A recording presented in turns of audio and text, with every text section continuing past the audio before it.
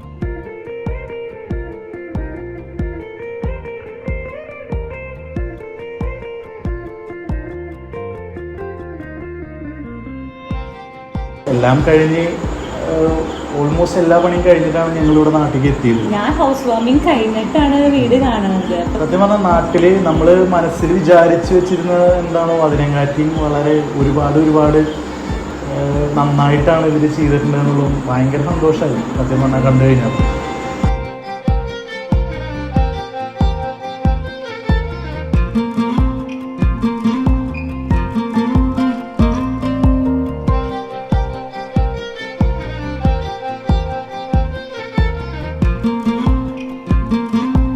ഒരുപാട് ഗ്രേറ്റ്ഫുൾ ആണ് ഹാബിറ്റേറ്റ്സിനോടും എല്ലാവരോടും, ശ്രീനാഥേട്ടനായാലും അജീഷേട്ടനായാലും അവരോടൊക്കെ.